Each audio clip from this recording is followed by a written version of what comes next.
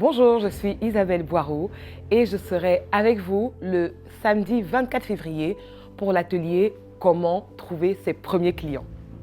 Alors, je suis beautypreneur, donc entrepreneur dans la beauté, maquilleuse professionnelle, formatrice, enseignante et mentor business. Je me suis lancée à temps plein à mon compte en 2017. Et à l'époque, je sortais du salariat pour me lancer dans l'entrepreneuriat.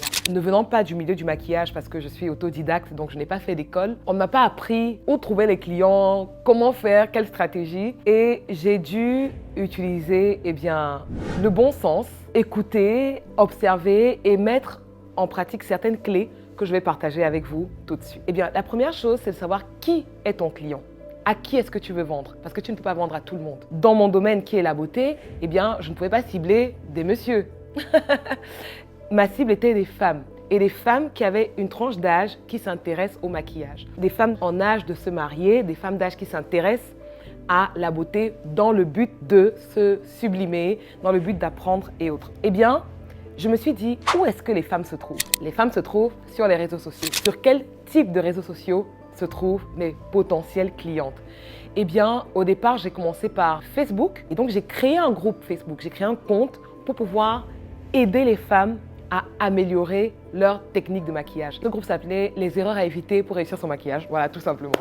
Et donc, j'ai pu fédérer une communauté autour d'un thème, autour d'un sujet. Et à partir de cette communauté que j'ai pu fédérer, j'ai pu créer la conversation avec des personnes qui n'étaient pas forcément intéressées au maquillage. Pas parce qu'elles ne s'intéressent pas en soi, mais parce qu'elles ne savent pas comment faire. Et donc, j'étais un petit peu la tutrice, si je puis dire, pour leur enseigner comment faire. Et donc, numéro 1, tu trouves ton client. Numéro 2, tu crées une communauté. Numéro 3, tu partages de la valeur, tu apportes de la valeur. Une fois que j'ai apporté de la valeur, j'ai acquis, numéro 4, leur confiance. Et une fois que j'ai acquis leur confiance, elles ont vu chez moi une référence, un repère, si elles avaient besoin d'apprendre comment tracer leurs sourcils, comment trouver le bon fond de teint, comment bien appliquer le rouge à lèvres. Et numéro 5, commencer à convertir pour vendre. On ne peut pas passer à la case vente sans avoir d'abord créé cet écosystème pour que la confiance et la relation se créent avec le client.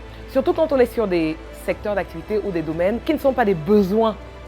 Ce n'est pas une baguette qu'on a besoin de consommer tous les jours ou un carburant qui est nécessaire pour notre voiture. Non, là, si vous êtes vendeur, vous proposez des services qui sont dans des secteurs qui ne sont pas forcément des besoins primaires. Il faudrait pouvoir déjà, numéro 1, créer l'intérêt, susciter le besoin et ensuite pouvoir créer la confiance et convertir. Et donc ça, c'est les étapes par lesquelles je suis passée. J'ai commencé par Facebook. Une fois que j'avais créé la communauté, j'ai continué à me poser la question, où est-ce que la conversation se crée? Quelles sont les plateformes sur lesquelles les clients potentiels se trouvent? Instagram, ok, on va sur Instagram. Je suis allée sur Instagram en 2017, donc il y a 7 ans. Le format Instagram était assez différent de celui qu'il est aujourd'hui. Et donc, on postait des photos. On postait des photos pour inspirer. On postait des photos pour montrer son savoir-faire. Et pareil, fédérer une communauté. À qui on apporte de la valeur. Donc, je montrais comment faire. Je montrais par des tutoriels vidéo, par des tutoriels photos, comment réaliser un maquillage, comment réaliser un look, comment se sublimer avec le minimum. Et j'ai fédéré en fait des femmes qui se reconnaissaient dans ce que j'avais à proposer. Quel que soit le domaine dans lequel vous vous trouvez, il y a des personnes qui ont besoin de ce que vous avez apporté. Trouvez ces personnes. Trouvez quelle est leur problématique, trouvez quel est leur problème. Une fois que vous avez trouvé quel est leur problème, répondez à ce problème du mieux que possible. Répondez à ce problème.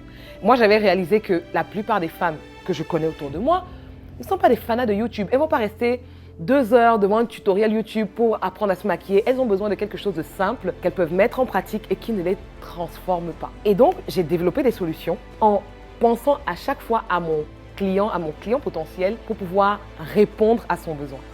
Et ensuite, au fur et à mesure, je l'ai perfectionné. J'ai levé tous les freins qu'elle pouvait avoir. Oui, mais est-ce que je vais pouvoir y arriver? Oui, mais peut-être que l'autre réussit, mais est-ce que moi, ça va s'appliquer à moi? Oui. Et donc, à chaque fois, je postais les backstage, je montrais comment se déroulent les ateliers, par exemple pour Amène ta trousse. Elle voyait la cliente arriver un petit peu pas très confiante et comment est-ce qu'elle acquiert les gestes pendant l'atelier et comment elle repart confiante, pleine d'assurance, sublimée. Voilà comment, en fait, vous pouvez commencer sur un terrain qui est peut-être concurrencé, sur un terrain que vous ne maîtrisez pas forcément et vous pouvez fédérer et amener les gens à adhérer à votre idée, votre concept, votre produit et pouvoir réaliser vos ventes. Ça, c'est pour la partie en ligne. Maintenant, pour la partie hors ligne, parce que tout ne se fait pas forcément sur les réseaux sociaux ni forcément sur Internet. Pour la partie hors ligne, numéro 1, identifiez un problème autour de vous. Quel est le problème? Quelle est la chose pour laquelle les gens râlent le plus? Quelle est la problématique que les gens rencontrent le plus autour de vous?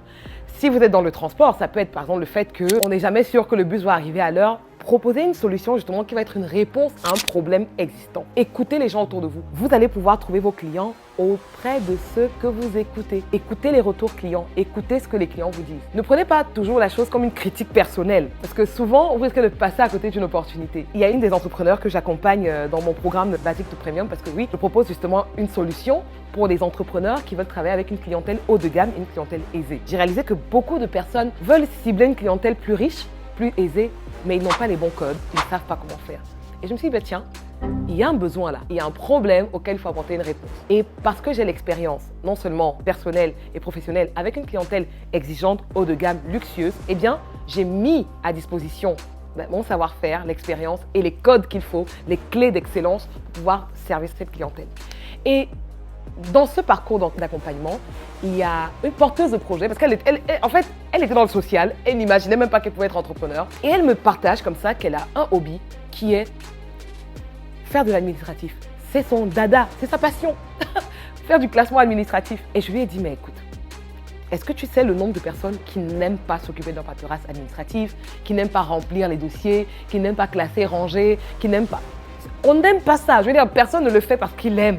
On le fait parce que voilà, le délai pour remplir ta feuille d'imposition, pour faire telle déclaration ou telle formalité est déjà atteint. On n'aime pas faire ça naturellement. On a pu réfléchir ensemble à trouver une idée business qui va répondre à un besoin. La plupart des personnes, voilà, on attend la dernière minute, des fois on est en retard pour faire nos déclarations, pour faire nos formalités. Des fois c'est la veille du voyage qu'on réalise que notre passeport est expiré et que voilà, il faut le faire. Alors toute cette paperasserie-là, on n'aime pas ça. Et elle a identifier un besoin concret, précis, qui affecte tout le monde et elle apporte une vraie solution. Et comment est-ce qu'elle va réaliser ses premières ventes?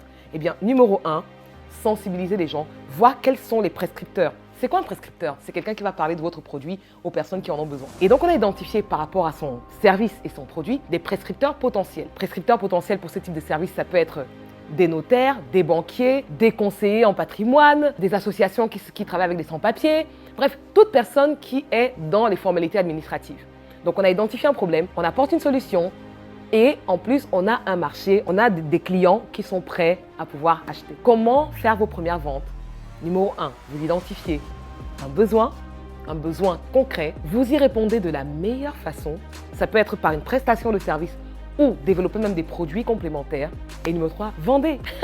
Vendez. Il n'y a pas plus radical que de se jeter à l'eau et de vendre, clairement. On peut apprendre la théorie, on peut capter toutes les informations, mais à un moment donné, il faut passer à la casserole, il faut vendre. Vendez.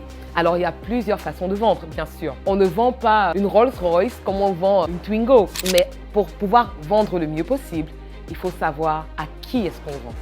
Savoir quel est le besoin, le problème, la peine, la douleur de la personne à qui on le vend. Et ça passe ensuite crème. Donc voilà ce que je pourrais vous partager. Et pour le reste, rendez-vous le 24 février.